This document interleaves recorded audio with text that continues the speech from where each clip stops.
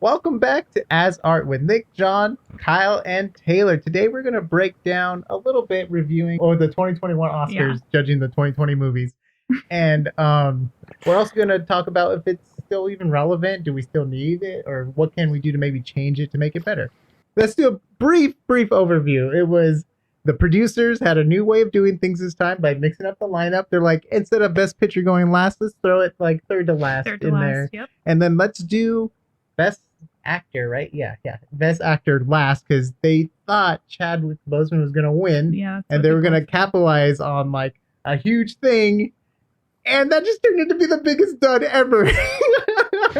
Because Anthony Hopkins won, and he wasn't even there to receive the award because he's 80 years old. And why would he travel during a pandemic when he's 80?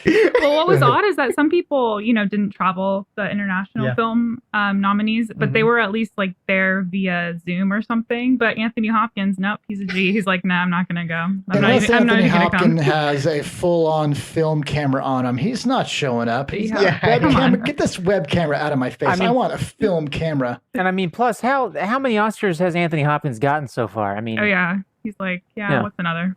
Yeah, so that's part of the internet. Twitter really went off because they really wanted Chadwick Boseman to win, and obviously, I mean, I heard it. I didn't see any of their films. I heard they were both fantastic in both their movies, so it could have gone. Just because the internet wants them to win, does that mean they should win? No. Well, but think about it. I don't think Chadwick Boseman has another chance, though. Like. That doesn't mean you win just because you don't have another chance. I don't. Oh no, I definitely agree with you, John. Like, it's not a People's Choice Award. No, exactly. But it just sucks that he doesn't have another chance to claim that title. That being said, I haven't seen the films with Anthony Hopkins or him, so I can't say either way. I'm just going based off of like, well, just because the people want it, should they get it? So I'm not gonna, gonna argue either way. I think also part of the desire for him to win is to be awarded posthumously. Mm-hmm. Right. I mean, like it's like in a way it would be a part of his legacy, so to speak. Right. And I think maybe some people felt, kind of let down that wasn't the case. But now when you had Heath Ledger win that, I don't think you could doubt that he didn't have an amazing. I mean, it was just so good to this day, and obviously that was part of the hype of the film and stuff like that. Mm-hmm. It was going to be a great role, but it really was though. So I can't really say with confidence whether Anthony Hopkins deserved it more or not, but. Mm-hmm. And we also had a DJ. We didn't have a comedian host. Mm-hmm. We didn't have like a host busting jokes every so often. And then we had like the quickest, like, what is it called when they show the people that died throughout the year? Oh, in memoriam. It was like, really? Well, I think they added everyone. What a year to have a short in memoriam. Jeez. Well, I'm just pretty insensitive. But they spent time like playing like Name That Tune and other stuff like that. And they went through like the people. It was just, It's so weird. It's a work in progress, right? And I also thought it was funny too that they were rotating people around, but they still keep VFX artists, makeup, and all the like editors in the back row. And they only like rotate the directors and actors. And it kind of seemed like there was some theater that a lot of people were in that they would cut to, and then everyone else is in Union Station, which was also interesting that it was happening at Union Station. But VFX, they're just gonna go in that. Undescript theater. But a cool thing Seats taken, can't sit here. No, they were actually in a room filled with green screens. No, I'm just kidding. Where they belong. And I guess they didn't cut off. They didn't have a timer for people talking. Yeah, I didn't see which was good because we had the whole fiasco when Life of Pi. If you guys haven't watched our video, we did a whole breakdown on the VFX industry and how the Life of Pi just totally changed it when they cut off the VFX people.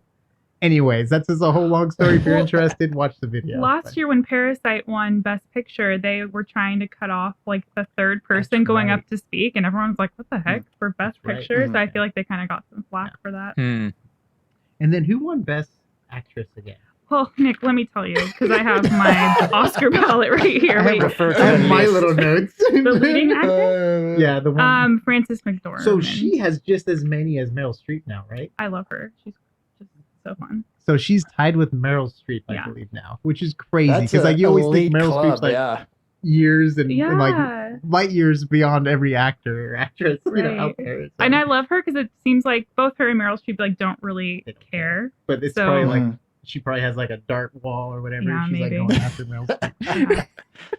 Yeah, you know what? When you think of actresses and actors that have just stuck around a long time, I mean, you think of some of them hit their stride later on in their career. Like Morgan Freeman, I've never seen him as a young man. I think of him in Shawshank Redemption as a long time ago, but he was already like, gray haired at that point. But I've never seen him like young. But then Meryl Streep has just always been a force. I mean, you see her young roles, she's awesome. Then she's just gotten better as she's gone along. So it's really interesting to see stuff like that.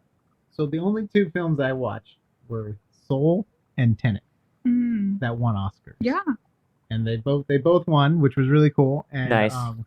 Soul, I really enjoyed Soul. I wish Chris Ramirez was on this with us because he loves Soul so much. He told me about this emotional experience he had watching Soul. Wow. He's also a teacher. He plays music. It's like right up his he's like, oh, Nick is the best movie ever. I'm like, I bet it was. And I watched it. I was like, Chris, it was one of the best movies ever.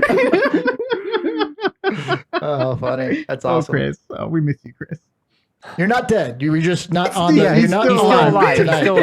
You were not in that quick video they put up in the Academy Awards. You were still with us, so don't worry, Chris. So I just have the ballot, you fill out before. And I have literally seen none of the movies that won. Did you guess?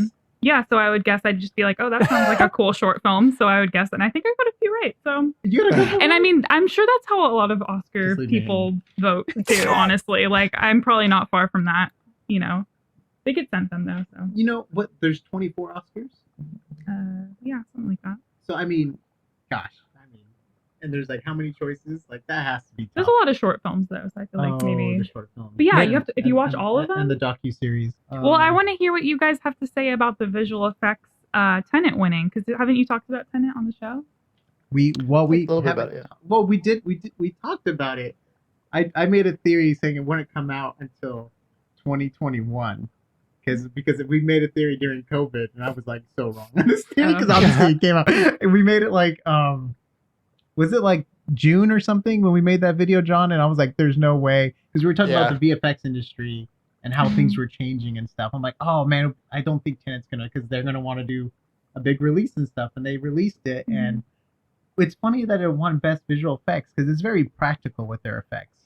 I mean, there's still a lot of stuff in there that's not practical. I mean, when you have sections where, they recorded the people, acting, in reverse and stuff, but at the same time, if you have stuff mixed in the frame that's moving forwards and backwards, that's, clearly hard.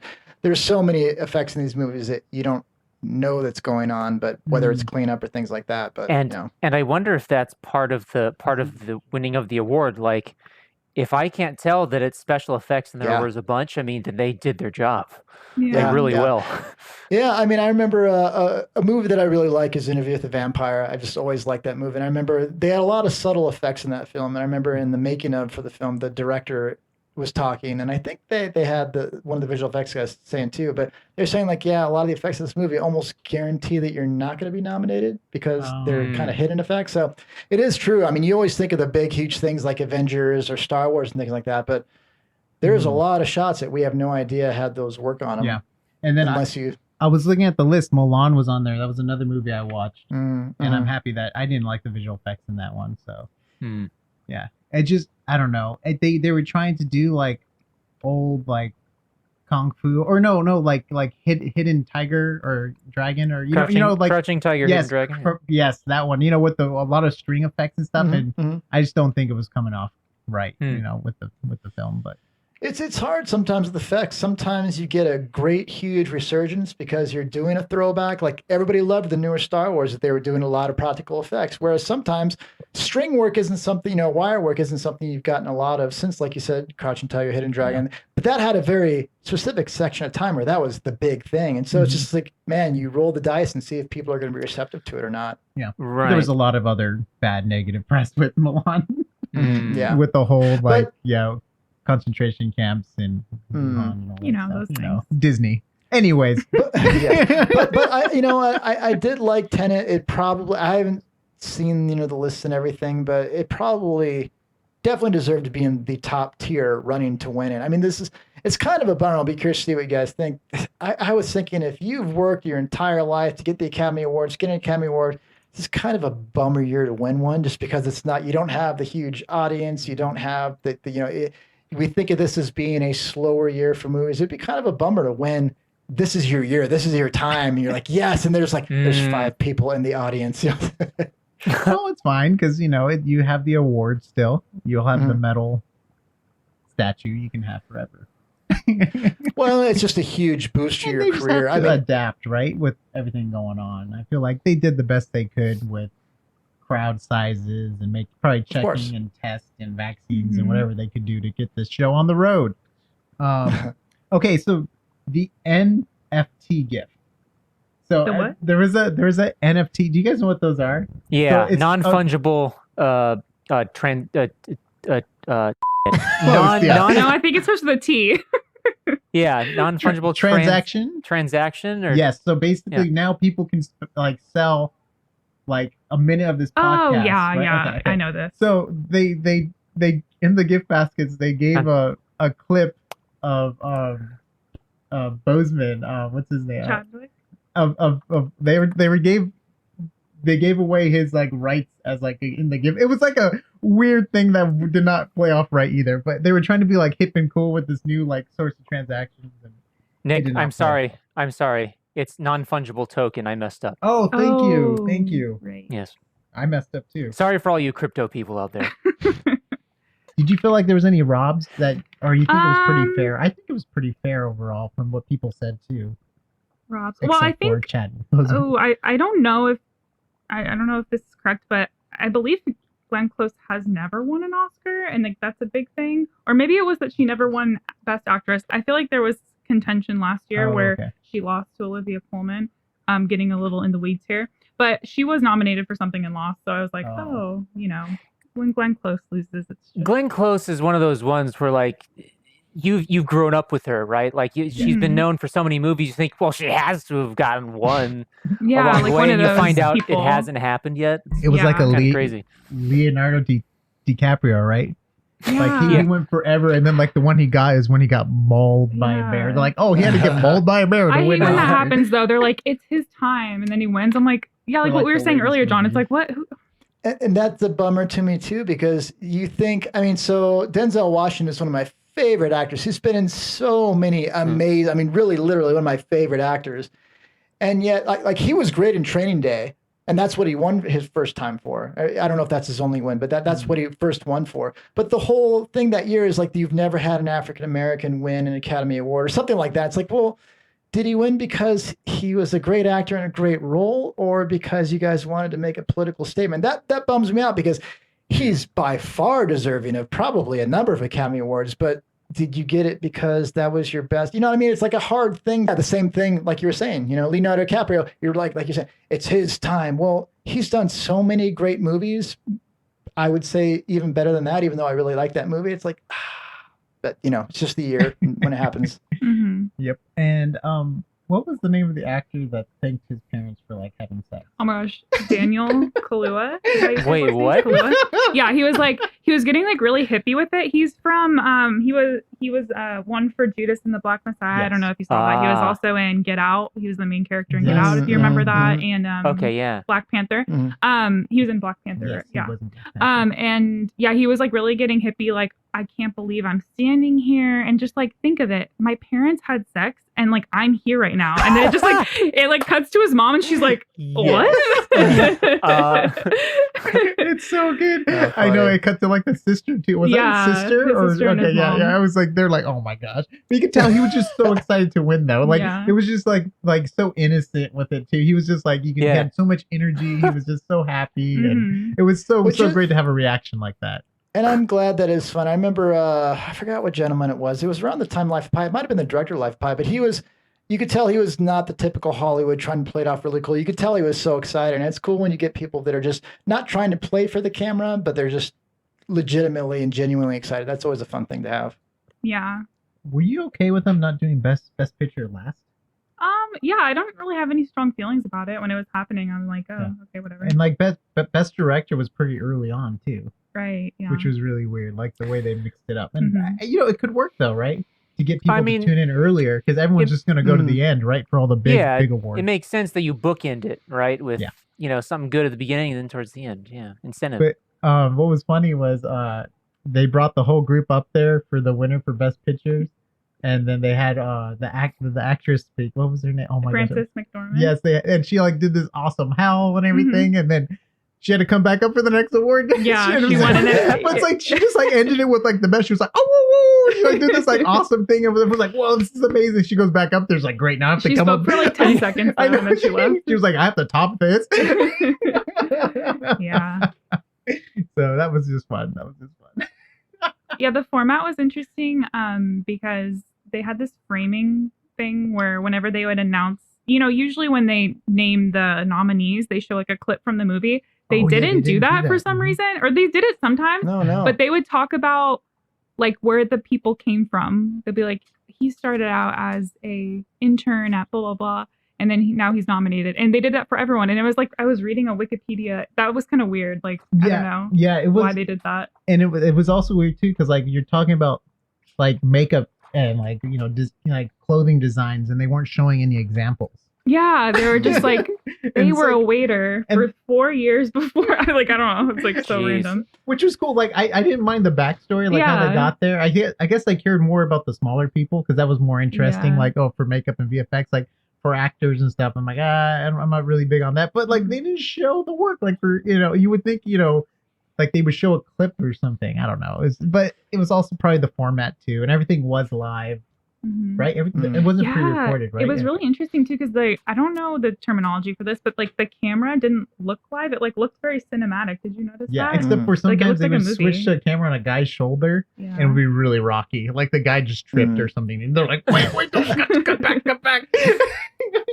Get the angle, hurry! Oh, I hate live productions so much. Oh my gosh, I hate live productions. So we're gonna start doing a live stream every week. You know, it's a fun time for them to try different things. I mean, the viewership has supposedly, it went way down. Been going Yeah, down so much over time that they might as well try different things. I like the idea of them trying, get behind the story of the people, but you got to show clips. So either you've got to try and juxtapose the two together where you're cutting, or you have, the audio overlaid. I don't know, but you want to hear them acting in the clip, obviously. And they definitely had time for that too, I feel like. Because they did a lot of random things that probably weren't even needed. Okay, well, now let's go into the main question of the night. Do you guys think it's still relevant? Do we need it still? Is there a way to improve it? Go ahead, John. Kick us off. Oh, man. I'm never been a person where I just sit down and I'm excited for the Academy Awards. Some people love it for sure. Honestly, when I think of the Academy Awards, before I even think of people celebrating the work and the movies, I think of people just getting up there and pushing their views on other people, and that just bothers me a whole lot. Like I would love to just boom, show like you said, we need to see the clips. Show the clips. Yeah. Announce who it is. They deserve to give a speech, but if I just check out when they're giving their speech. I want to hear who won, and then I just want to go on to that. So for me, I'm not interested in their personal opinions. I'm interested in the work that they're being recognized for. But again, if you're recognizing someone for their body of work, you want to give them the opportunity to talk. So for me, that's an automatic no-go. I'm not interested in this. But that being said, like it's a neat thing. It's a huge industry, and you want to be able to recognize people that have done great work. But like Taylor was saying, when I feel like people are pushed on you, even if they deserve to win Academy Award, when you're not getting them for their best work, but it's because it's a movement they're doing. It's like that kind of bums me out. It's like, well, you're kind of cheapening their accomplishment in that regard. So for me, the Academy Awards are a hard sell, but I'm just not that maybe target audience, I guess. It's true though, because I remember the only time I was excited about it, I think it was like when I first started working on movies, and I just wanted the movie I worked on to win. You know what I mean? Like Kyle, I was so pissed because we spent so many hours on Avengers. Yeah. And I remember that. It lost to Life of Pi. Nick. And then like the whole VFX industry crashed after that. And everyone had a green screen on their Facebook page like as their icon. We're like, F the movie industry. And we're still working for them. So, at the same time. But I just remember like those 2 years. Like I worked on like Transformers 3. And I was like, oh, hope that wins VFX. No. And then like after that, I was excited for Futurama because I worked on Futurama. I'm like, cool, maybe I'll at least get an Emmy. But nope, lost those two. So, I'm just a loser. And and so one other thing I will say about that too is I think it's just the people that are, part of the Academy. I mean, it's just regular people judging it, right? It's not on specific Isn't it criteria. like old white people? No, I'm joking. I know, like, there was controversy when people found out that Meatloaf is like part of the people. He's in the academy. For music, he's in the academy. He chooses it, so it's kind of random like that. I think. Is Leo in it?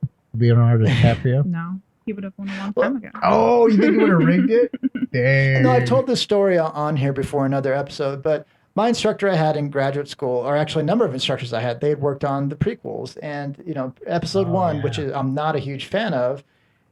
It had the first, main digital human actor in Jar Jar. Jar Jar Binks, everyone's favorite. It wasn't a good choice, but from a technical standpoint, they did not win that year. The Matrix won.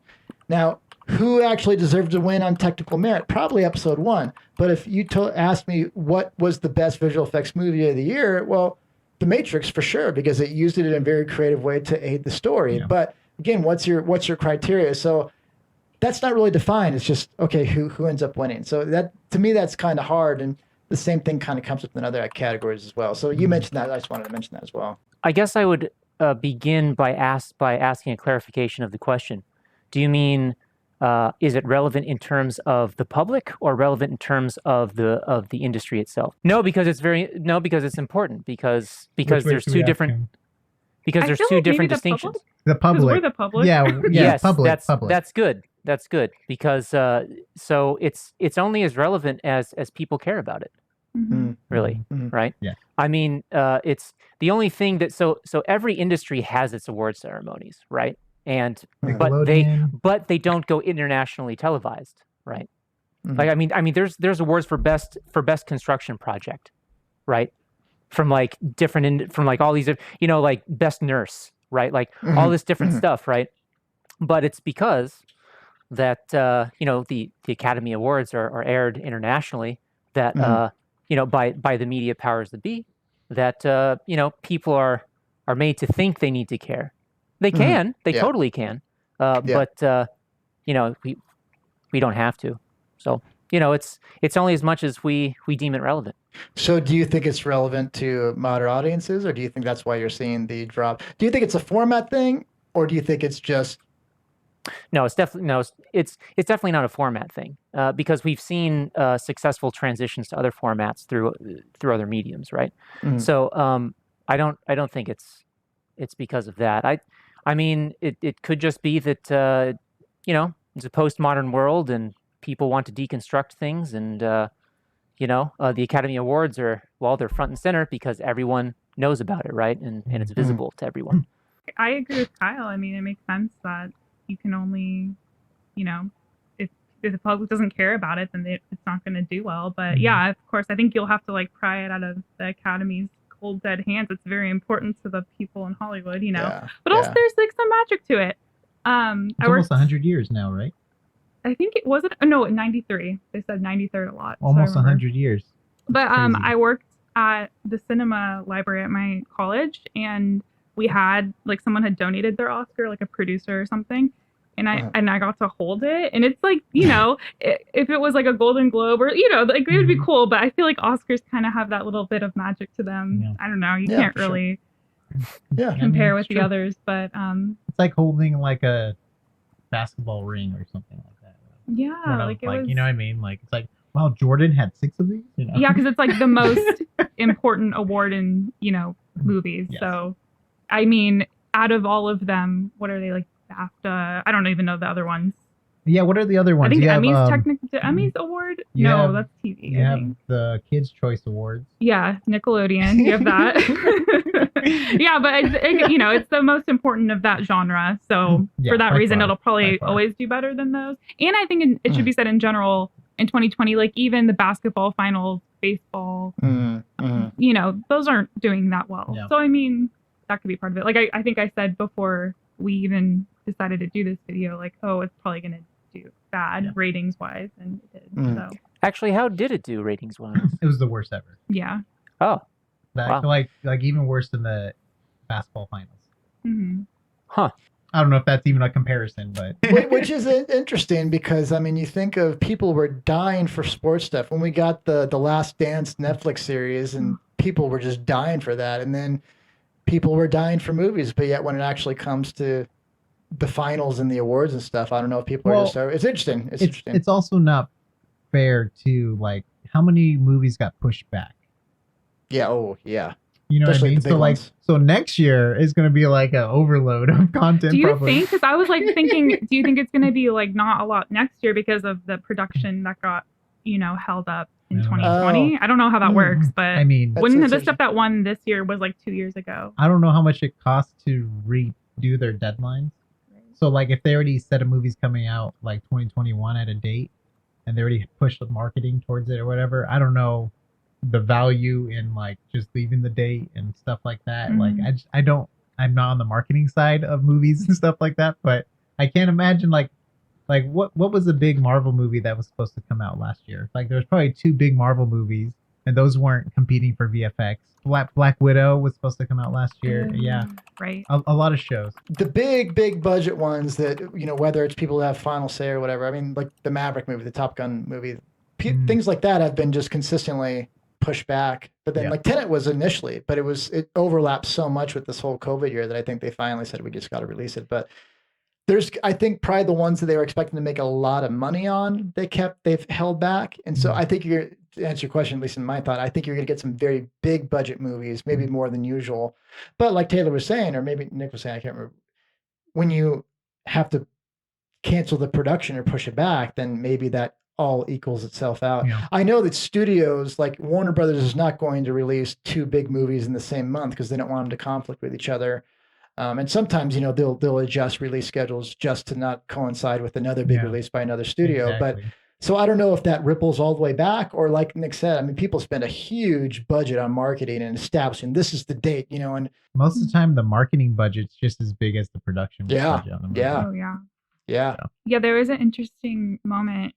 I think they've been mentioned like 2 or 3 times, but someone was like, when these movies are going to come to theaters near you and you need to watch them because they were good. They kind of like acknowledge that people probably haven't seen these movies. Exactly. And so that's weird too. It's like, the best picture is going to come out, the year it already won. I don't know. It's just a weird time. And then the best picture was Netflix, right? I think it was Hulu. Oh, Hulu. It was Hulu. Yeah.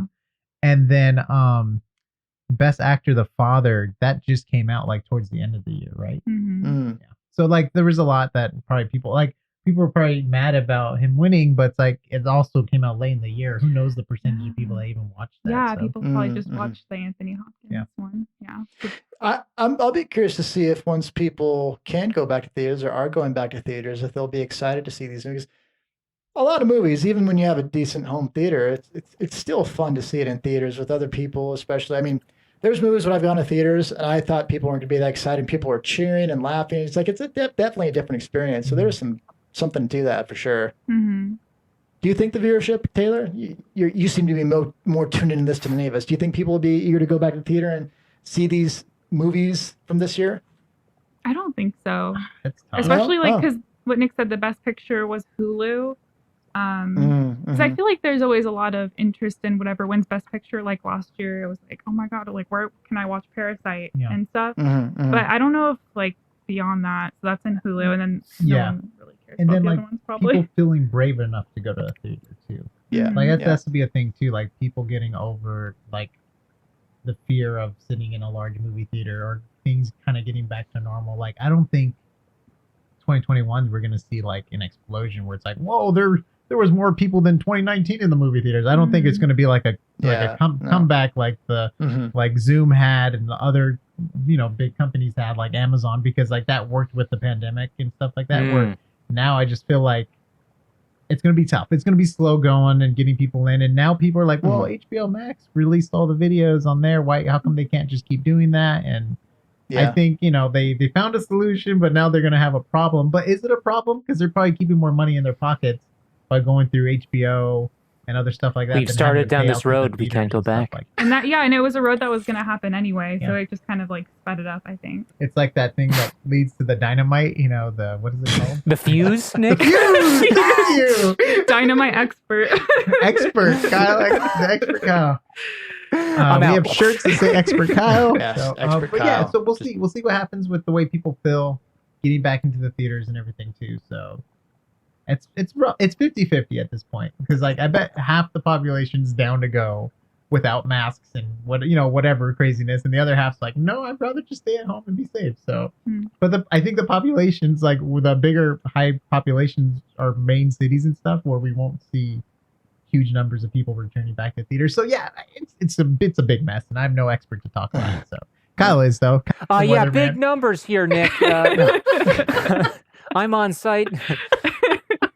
It's so funny because I remember last year it being such a good like Oscars. Oh my gosh, Parasite, yes. Well, but you had Parasite, you had Knives Out, you had Lighthouse. Once Upon a Time in Hollywood. Once Upon a Time in Hollywood. You had The Irishman. That was like another one big contender.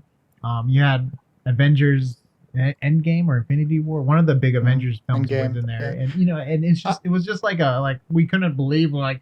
This was an amazing year, and then it's like, whoa, what happened? Like, not to say these movies aren't amazing and great, but I just remember like it being like anyone. Yeah, any they're one all of those very like cinematic won. movies. I feel like this year they weren't. No, they were. They were very. I don't want to say. They were working within the means that they had to work with, like like the issues going on and everything else. But I just remember the last one being so epic, even before the Oscars. Like everyone was like. You haven't seen Parasite or you haven't, this or Knives Out was so good, blah, blah, blah, and all that stuff. Yeah, Knives Out. Yeah, I remember you and I after Jojo Rabbit. Jojo Rabbit. That was my favorite. That was my favorite one. That was really good. Yeah, you know what? I remember after we were all done recording stuff for the Academy Awards last year, Nick and I just go, man, that was a fun year of movies. Like, it really was. A lot of good stuff. I was like, can't wait for 2021 or 2020. And it's just like, yeah. We did a 2020 video talking about all the sequels, and none of them came out. Yeah. Well, I was so amped for Maverick. I'm like, gosh, and nope, still waiting. We're getting them now though. We're getting Kong versus Godzilla.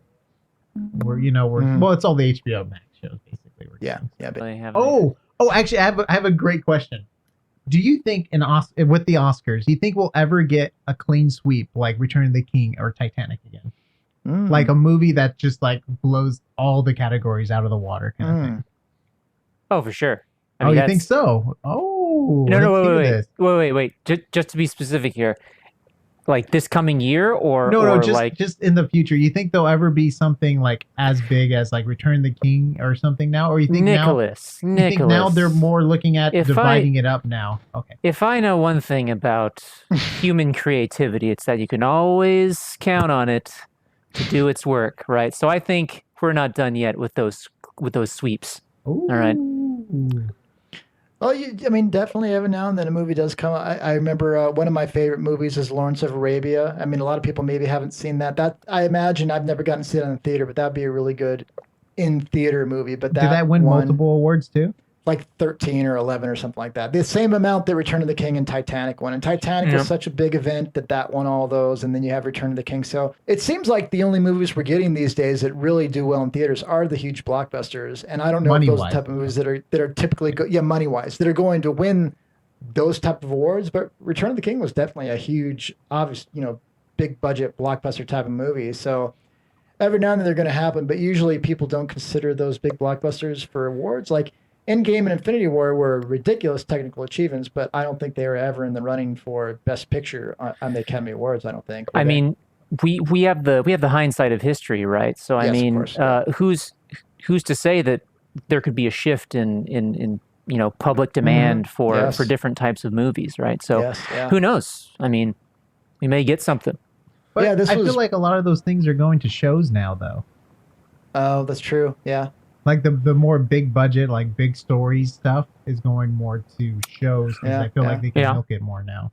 Yeah. Well, and I've always been a huge fan of sword and sorcery type movies, but I remember like it's my guilty pleasure. I love Conan the Barbarian with Arnold Schwarzenegger. I don't know why. We know how much you love Arnold. Exactly. Well, that's really what I meant. But I guess supposedly they were saying that like the sword and sorcery genre was completely falling flat. They haven't been doing it, and then that actually kind of brought it back. And then you started getting, obviously, movies that were, really, really good. But that's crazy to think that there was such a lull in that. And then there was a period of time, one of my favorite instructors when I was in grad school, she was saying there's a time where visual effects movies, like people that were industry veterans in visual effects were having to call in favors to even get jobs because people just weren't making visual effects movies for a while. And then obviously, the prequels came around and all, and then I can't think of, not having huge visual effects movies anymore, but they're definitely, like Kyle was saying, is these peaks and valleys for demand on stuff. And I'm curious to see where it's going to go from here. But Nick, I think you're right. Like the current trend is multiple seasons of shows. Yeah.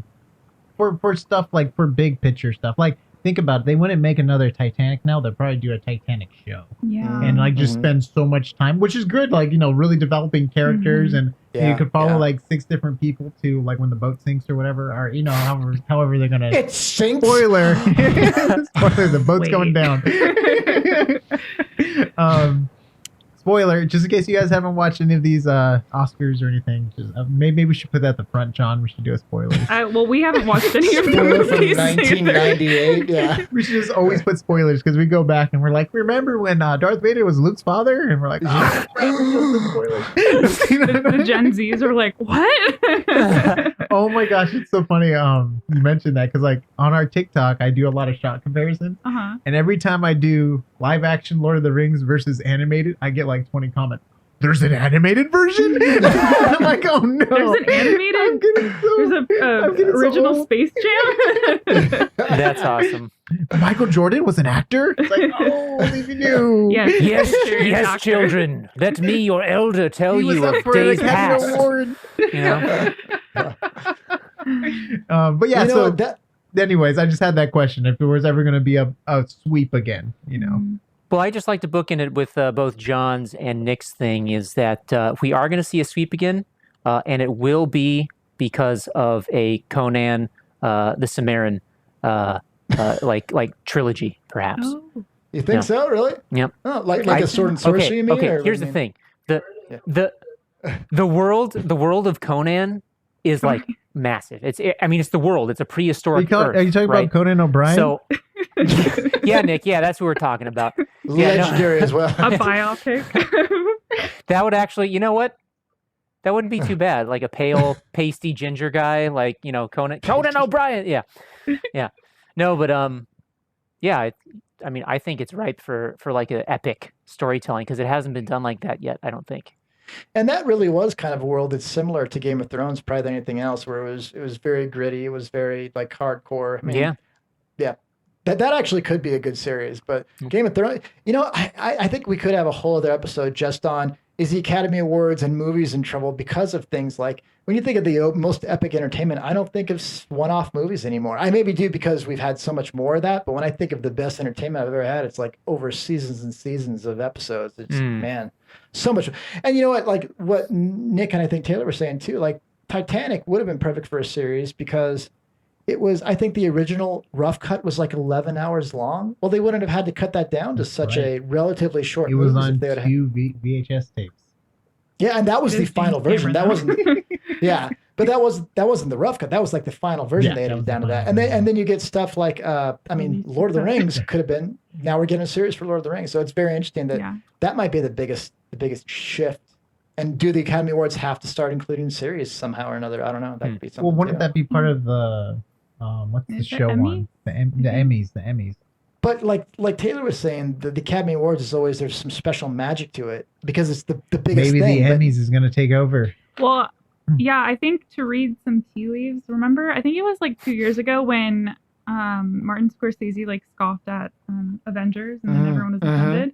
I feel like that kind of gives you insight into like how the Oscars like view mainstream. But of course, it can be like a trend. But I just kind of feel like it's gonna be a little bit like indie and like, or not indie, but I don't know, eclectic, maybe, or just kind of like on its high horse a little bit, So it's hard to imagine the Lord of the Rings. Must be this tall to ride. Yeah. I'm never gonna get on that then. Oh man. What about the Hobbits? And if you haven't already, check out Expert Kyle's Instagram. He is our expert and he is an amazing artist. So check that out. Check out AsArt, the audio video links. Let us know down in the comments below if you watch the Academy Awards all the way through. If you just watch the highlights, if that's something you still think is very relevant in today's audiences, and where you think it's going to go in the future. Thank you very much for watching, and we'll see you on the next AsArt. Wow. Yeah. Good job, guys.